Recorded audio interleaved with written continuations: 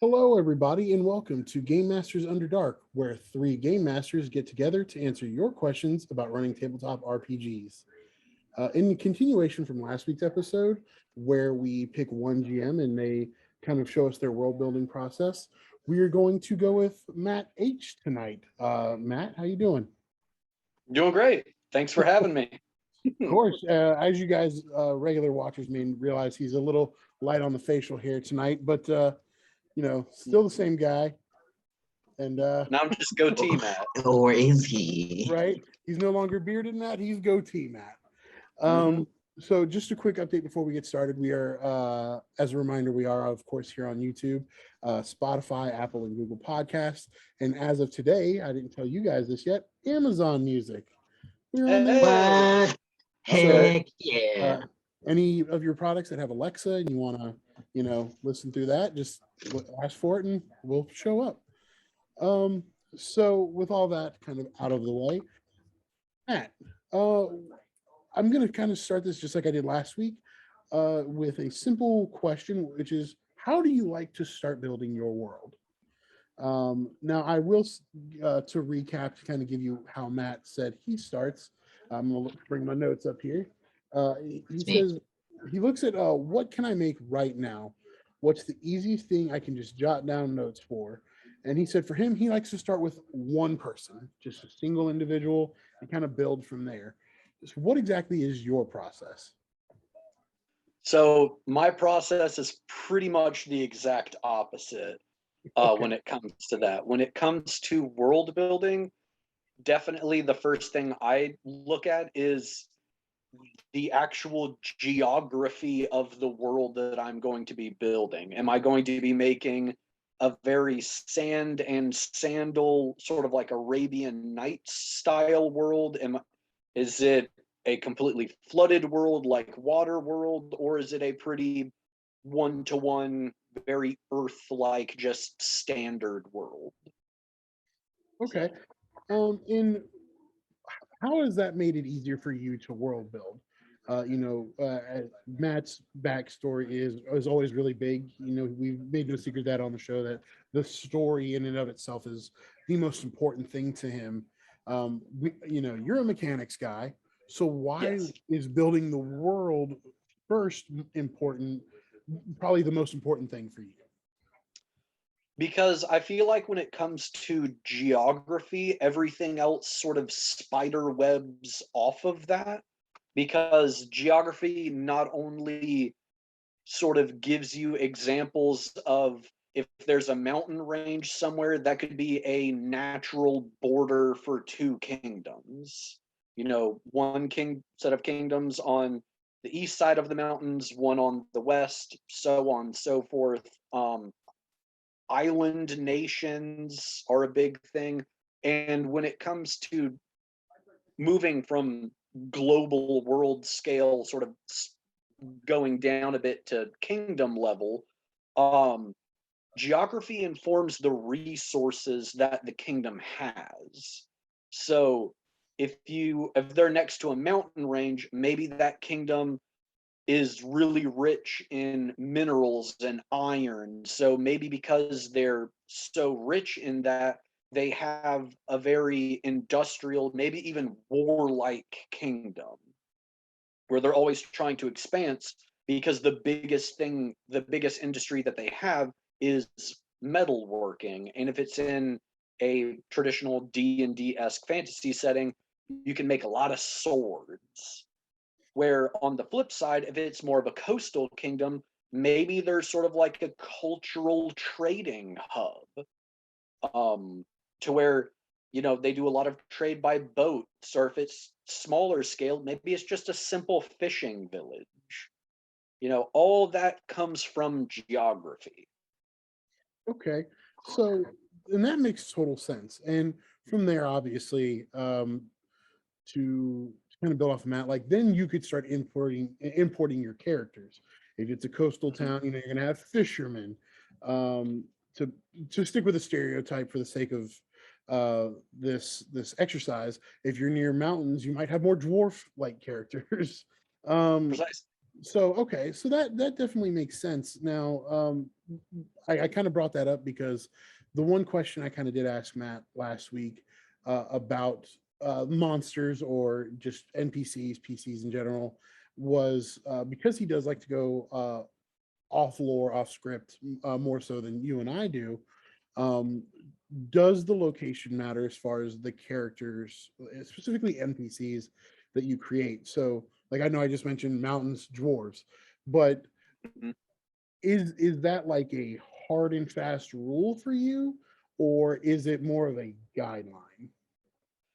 So when it comes to D&D lore, I sort of have two approaches to it to when I run games. Very seldomly do I run like rules as written by the books. This is the lore, because I'm one of those people where if this aspect is using the lore of D&D, then I also have to use that aspect that uses the lore of D&D. And there's a lot of lore in D&D because they've been making D&D for decades now, and the amount of lore can easily become overwhelming. So the way how I sort of get around that is saying D&D lore was true, but it's almost like history, where that is in the past. Everybody that is living now, like maybe their ancestors were like that. Like they look at D&D history the same way that we look at like medieval history in our own timeline, to where Okay. people, cultures, philosophies, and ideas about things, just given time, have just naturally evolved over time. The other sort of way how I do it is the D&D lore is true for that group of dwarves, maybe, or this location of dwarves. Like, yeah, dwarves, very traditional, very family focused. Like maybe in the Bearded Mountains, they're like that, but over here on, the Sun Coast or whatever, the dwarves are completely different.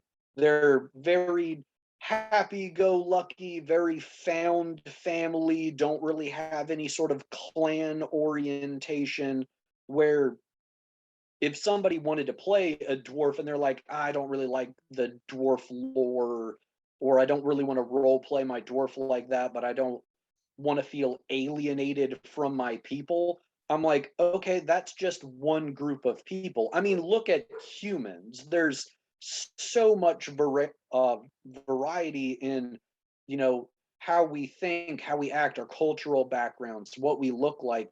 I just sort of extend that naturally to all of the other races in D&D, where a person in America is different from a person that's not from America.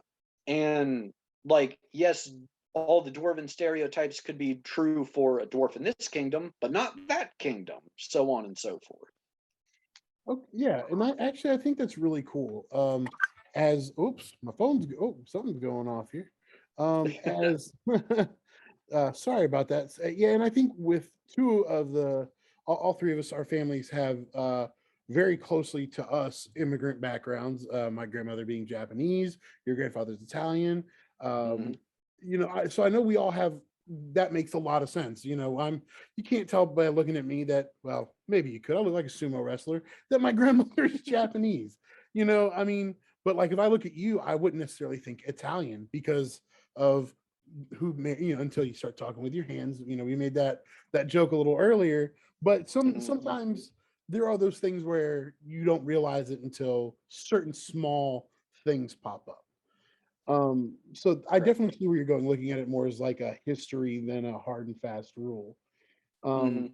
but I do know there's going to be these questions with that rule with some of the races that are a little more rare. Like let's go with like Aarakocra. They have a very specific history and lore, and when you look at the entirety of the D&D universe, they're not super prevalent. So with a race like that, would you be more likely to stick closer to their like their traditional backstory, or would you still kind of look at it more from like a history perspective? Because it's easy to do with dwarves, humans, and elves. Maybe not so much Mhm. as like a rarer race.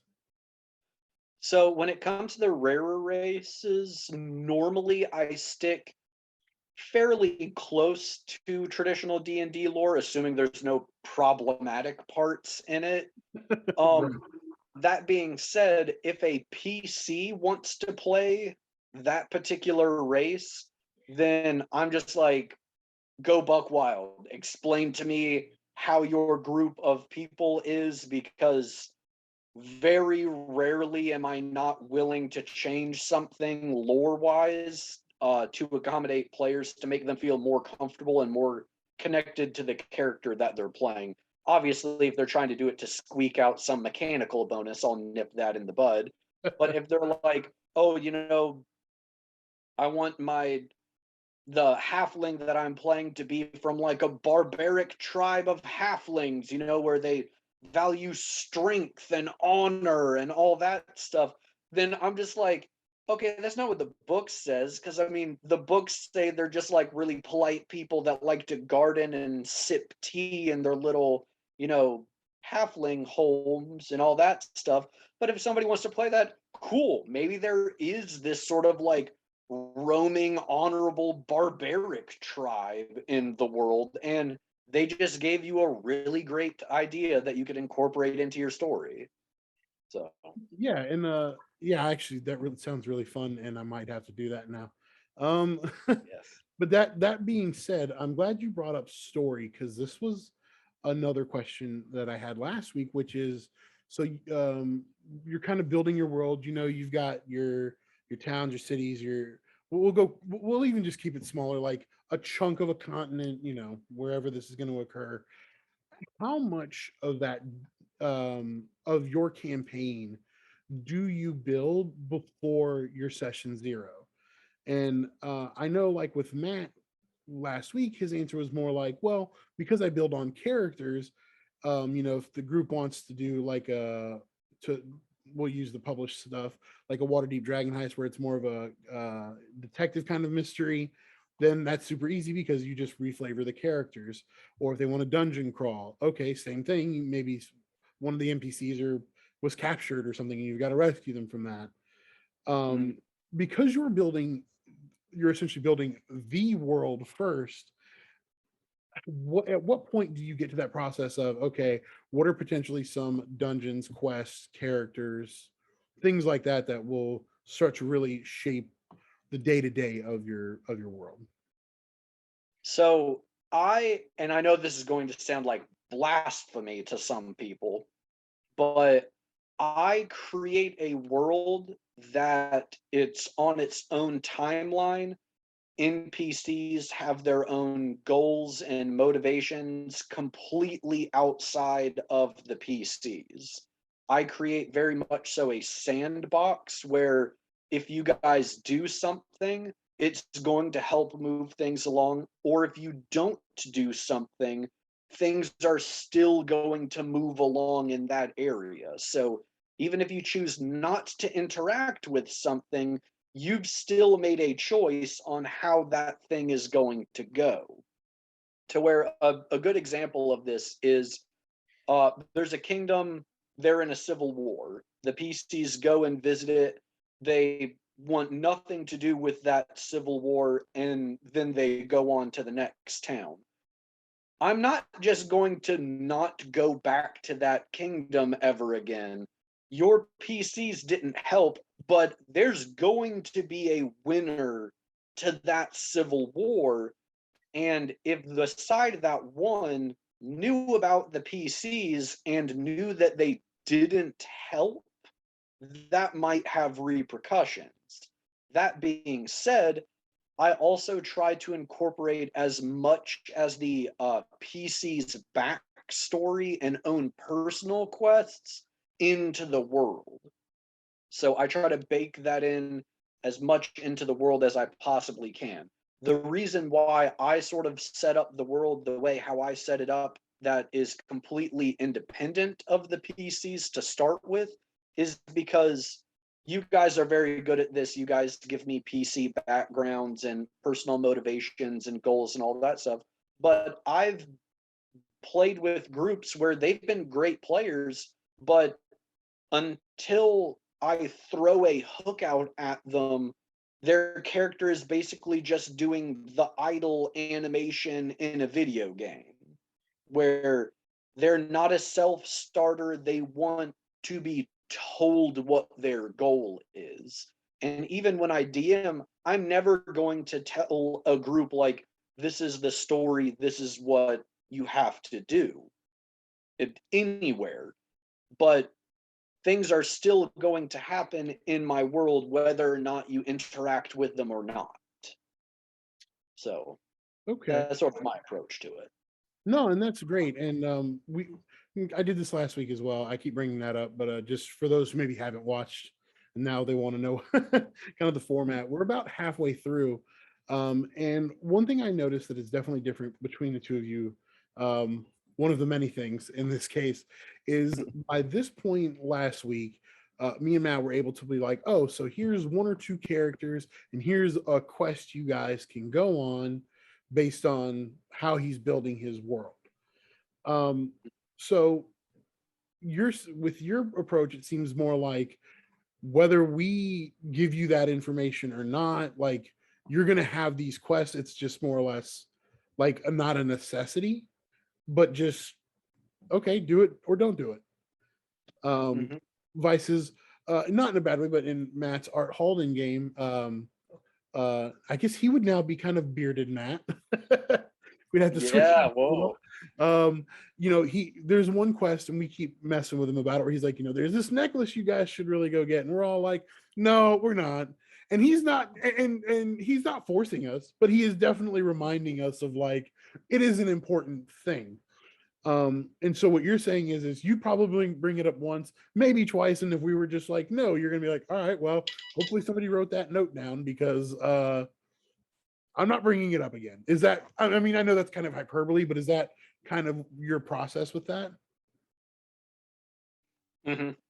Okay. If I give you any information at any point in time in my campaigns, it's never throwaway information. Oh no, it's always going to be important, and something is always going to be happening with that information. If I give you some information saying like, hey, there's a giant that's ransacking the fields like one kingdom over, like if you immediately go over there and figure out what the giant is doing and figure out a way how to deal with the problem, either with violence or diplomacy, that kingdom's probably not going to be affected too much. Now, if you wait like 5 levels and then decide, hey, like we heard about this giant thing like 6 months ago, we might want to go check in on that.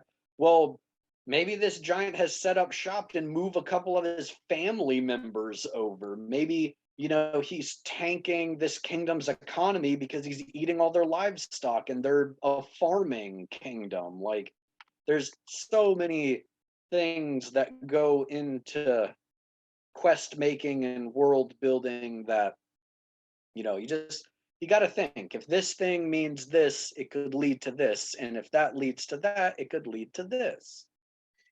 So, yeah, no, absolutely. Chess player brain coming out. Sorry. No, that's kind of, that's why we're here, to kind of put all this information out there. Now, speaking of quests, and I know I kind of brought it up, that is an important part of world building, whether you like it or not. It's something you kind of have to do. But to bring it back specifically to plot hooks, that was not something that we really got to last week because, as we said, that's not the first thing on Matt's list of things to do. So would you say that creating an interesting plot hook would maybe be, if creating your world's 1, plot hook is 2, or is there something else that maybe you would do even before worrying about the plot hook? So when it comes to plot hooks, I've noticed that the way how I approach things, plot hooks and world building sort of go hand in hand, at least in my brain, the way how I think things. Because if I create a kingdom and I'm like just bullet pointing some facts about this kingdom, I'm like, okay, this kingdom is known for, selling a certain type of like magical dust that's an arcane component to spells or something like that. And I'm like, okay, what's another interesting fact about this kingdom? Oh, maybe this kingdom, there's a thieves guild there, and maybe do some other 2 points. And then I sort of look at the 2 points and I go, hey, it would be really cool if that thieves guild was stealing this magic dust. So just with the bullet points, just information that I've made about this kingdom to help me remember stuff, I can easily hook those two things together, because maybe this is a group of like secret underground black market, arcane tricksters that are stealing this magic dust and selling it to the highest bidder. And an easy plot hook is either the PCs hearing about this from a guard, and if it's a traditionally good party saying like, hey, stealing stuff is bad, we got to go stop these people. Or if you have a relatively unscrupulous magic user in the group, maybe they're like, hey, maybe I want to meet up with these guys so I can get some magic dust on the cheap. And now you've got to figure out how to contact this group and win over their loyalty. Maybe they give you a test to prove that you're not a narc or something. So I feel like if you just have information about the world and the kingdoms and empires and, interesting magical sites or weapons of legend in your world that was lost to time, but it's probably at the bottom of the lake and on the highest mountain, but the deepest part of the lake on the mountain, just stuff like that. I feel like plot hooks flow naturally because just learning the information about your world, if your PCs are engaged with it, they will make something that is purely information to you a plot hook for them, because they want it. They want to know more about the world you made, and they want to go on a quest to know more about that thing that you just jotted down as information for yourself. Okay, yeah, and I can definitely see that aspect. I'll to be honest, that might not necessarily be something I would look at. But I've also never thought about it. Like that's as the new GM here. There's a lot of things like with building my current world that I'm in, and I showed you guys the other night. I was excited like over a map, but as a new GM, I feel like that's a big step. And like I've got names of towns. I kind of gave you guys a little backstory on the big bad, which will be my next question actually.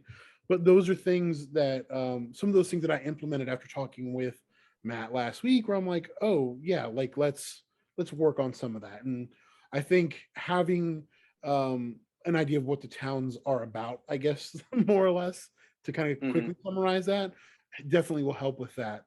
So we are running a little on time. So there is one more question that I did have.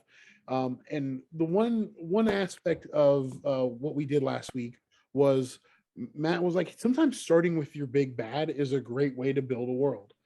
Um, Mhm. and I had not done that. I was worried about other things. I had ideas on the location I wanted to kind of mimic from real life and things like that. But how how far into your process do you go before you either start to create or settle, depending on what kind of campaign it is, on your big bat? Because So, go is ahead. that going to be dependent? Oh, I'm sorry. Is that going to be dependent upon the world you're building, or do you go into it with like, okay, I have like a couple of ideas rattling around. We'll just see where this leads me. So I would probably definitely say, at least for me personally, I do world building first, like the actual geography, then empires, political systems, and stuff like that, and then think about the types of people that would either be pushing against those systems, and if they're good systems, they could easily be a big bad, or if they're bad systems, who would be leading those systems? Because I mean, you can't have anything without the geography. That's just how I think about it. I don't think of things in, open space or blank canvases or anything like that. There has to be some sort of ground for the kingdoms to be on, for the people to step on, because like I said many times in this video, geography is important, especially in a D&D campaign. But when it comes to creating big bads, once again, for me, the way how I think, that sort of just falls in line when it comes to world building naturally, because I never want to pigeonhole any of the characters into being like, okay, this is obviously the bad guy, this is what we have to do, where there could be a lich in a kingdom that is running a necropolis. He's just, it's an entire nation of undead. Well, if you're running a two-person group, one of them's a death domain cleric and the other one's a necromancer wizard, they might want to try to work for that guy. So setting him up to be your big bad might not be a great thing. So I try to have, for every big bad I think the group will want to go against, I tried to make a mirror, an antithesis to that character, where there's somebody the exact opposite of that character and they're actively working against each other. So it's sort of like the PCs deciding who they want to aid in that fight. So Okay. Yeah. And I, and okay. whether if that's people or just forces of nature, even. So you don't have to limit your big bad evil guy to actually being a big bad evil guy. It could just be some catastrophic event in an area that they're trying to stop. It doesn't have to be a person, you know? No, definitely. And I think that's I think that thought process of, as far as like an, I don't want to say natural disaster because it's almost impossible to stop those, but maybe like some kind of prophecy or something like that. I definitely think what you're saying, where the geography comes in handy, where if they're talking about, you can't have a prophecy about a blizzard in the middle of the desert, or not that you couldn't, but It's going to be bad for that desert. right. That's going to ruin those people's ways of life. They've gotten used to living like nomads in the desert and moving, most likely anyways. It's the kind of the trope with that, but a blizzard would ruin them. They're not prepared for that. So I definitely like the idea of the geography. It's I'm not gonna lie, not what I thought your answer would be. Matt, I know you've been muted this whole time. What do you think? I definitely thought we were going to go more mechanics per se, like in-depth mechanics, not necessarily world. As I thought you were going to be like, oh, I wanted to do like a chase or things like that, because you do them so well. I did not see geography coming. What do And you go ahead, man. I think you covered more. I was focused on like creating something in the now, like a live. Here we go. But you really broke down like the intricacies of what world building is, and broke them down into like a 30-minute little digest. I like that. Mm-hmm. Where when it comes to actual mechanics in my mind has always been an abstract way to represent actions being done, where something is actively happening. You use mechanics to reflect that when it's happening, unless you're using random tables.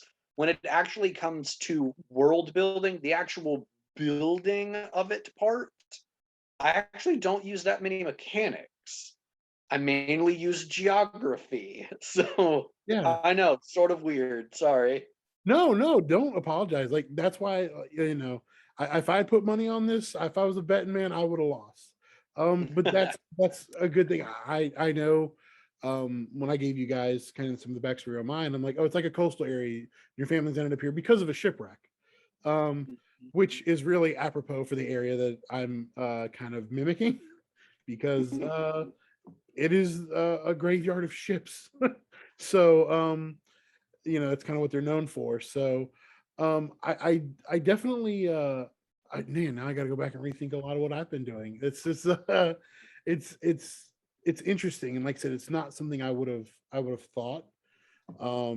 But I hope this does help. I know it's helped me. Like I said, I've already got some ideas now, and whoever else listens and watches, hopefully this will spark some inspiration for you.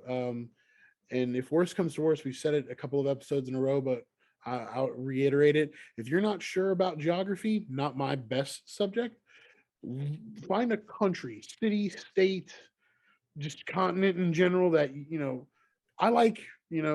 Me, I'll tell you guys, I use like the Outer Banks of North Carolina because that's where I'm from originally, and there's a lot of shipwrecks there from pirates. Well, guess what? I if you reconfigure some of the stuff a certain way, I made my map look almost vaguely like a moon, a full moon, which fits with the lycanthropy theme. I'm not good at geography. I Googled it. Yes, Google is your friend. So if you're not sure, always use that real world inspiration, because it will save you a lot of headache and trouble in trying to think it up yourself. Um, it gives you somewhere to start. So yeah, did you have, before we sign off, did you have anything else that you wanted to add, or wanted to get to?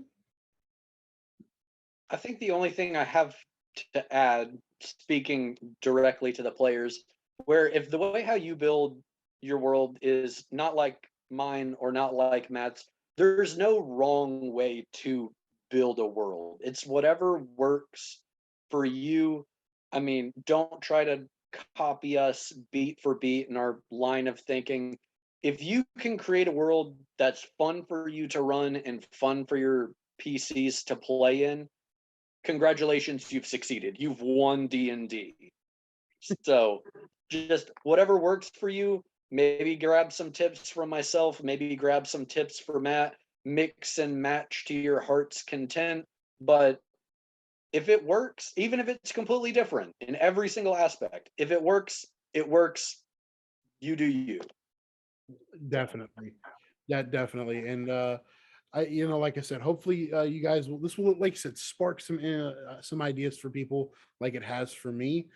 Um, Next week we will kind of finish out this short series with one or both of these guys asking me these questions. So stay tuned for that next week. As always, if you enjoyed the video, please like, comment, subscribe. You can find us in all of our different platforms just for the audio version, from the banner on our homepage. We'd also have our Patreon up and running a little bit as well. And keep an eye out. We're getting the social media stuff set up, and hopefully have that running here in a little bit. So we look forward to interacting with you guys there on different social networks. So for myself and the Mats, we like I said, hope you guys enjoyed the video, and happy gaming. See you guys next week. Bye, guys.